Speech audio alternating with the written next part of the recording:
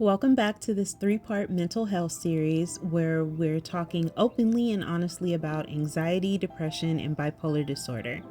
If you haven't yet listened to part 1 on anxiety, I definitely recommend starting there. We get real about what anxiety feels like, how it can show up in unexpected ways, and why it deserves more care and less stigma. Today, we're diving into part 2, depression.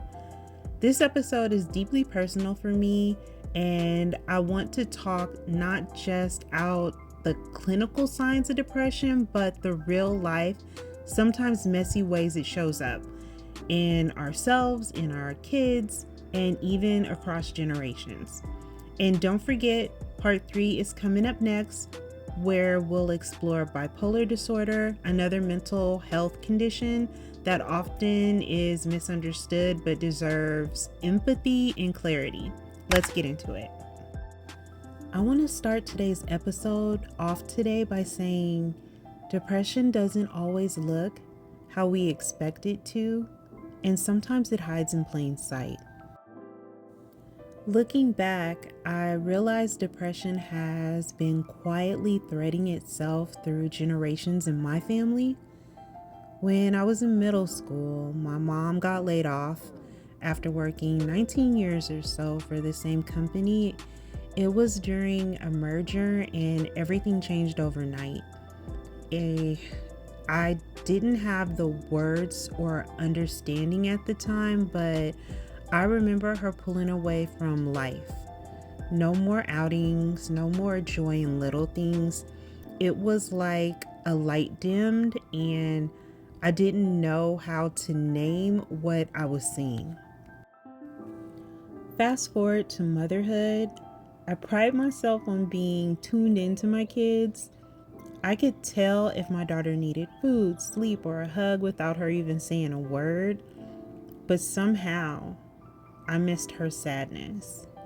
I missed the signs that she was struggling, and I missed my own.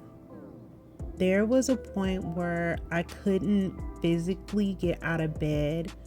My body just quit. It felt like gravity had tripled. I needed weekly therapy for over a year, and even that started small. I mean, really small. A shower was a win. A tearful, exhausting, this is all I've got in me today kind of win. Getting dressed and showing up to therapy saved my life, because having someone look at you and say you're not broken, your brain is just tired and needs care is something we all deserve to hear in our time of need. Let's talk about what depression actually is. Depression, or major depressive disorder, is more than just feeling sad. It's a persistent feeling of emptiness, hopelessness, or numbness that affects your energy, sleep, appetite, thoughts, and ability to enjoy life. It's a medical condition, not a mood, not a phase, and definitely not something people can just snap out of. There are different types, from postpartum depression to seasonal affective disorder to dysthymia, which is long-term low-level depression, and each one affects people differently. Depression can affect different people in different ways, but here are some signs you or someone you love might be dealing with depression. There could be loss of interest in things that you used to enjoy, feeling tired all the time or physically heavy, sleeping too much or too little, trouble concentrating or remembering. Appetite can tell you a lot. Are you eating too much or too little? You feeling worthless, helpless, or guilty. Persistent sadness or irritability, and then thoughts of self-harm. If any of these sound familiar and they're lasting more than 2 weeks, that's your sign to reach out and get help. So, depression in tweens and teens often looks different.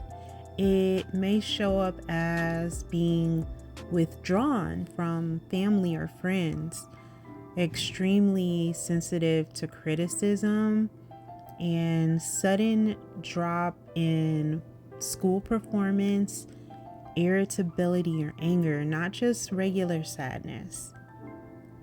Talking about feeling empty or like a burden. Risk-taking behavior or self-harm. It's easy to miss these signs or write them off as just being a teen, but trust your gut. If something feels off, do something about it to help. I think that there are a lot of ways we can advocate and support the children in our lives, and they deserve that, especially those of us who can understand because we didn't necessarily have the help that we would have liked to have as a teen.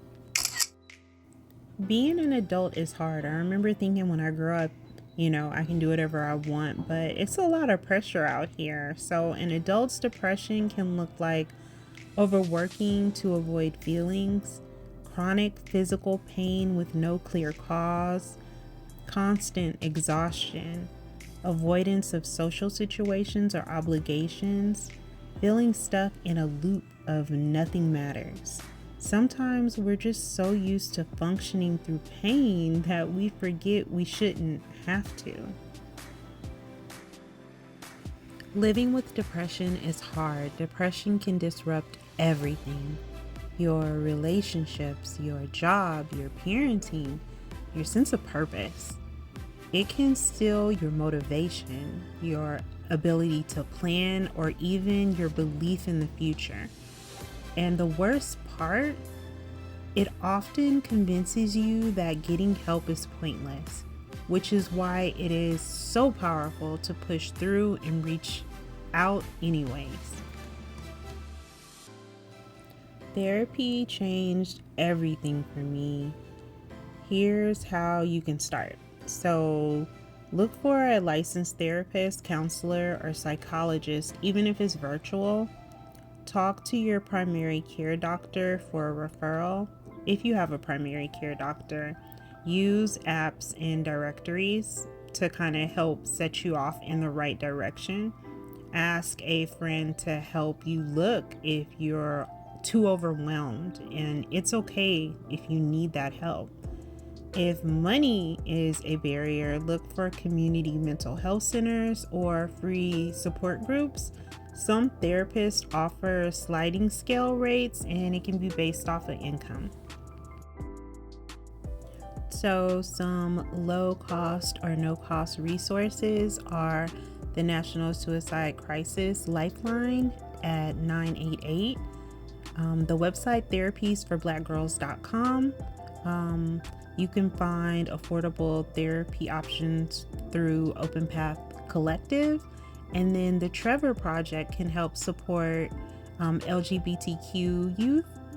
And then there's the crisis hotline. If you text HOME, HOME, to 741-741, you can get help there. Thanks for listening to part 2 of this mental health series. If this episode resonates with you, share it with someone who might need to hear it. Like, subscribe, and comment, and stay tuned for part 3. We'll be talking about bipolar disorder, another condition that deserves more compassion and less confusion.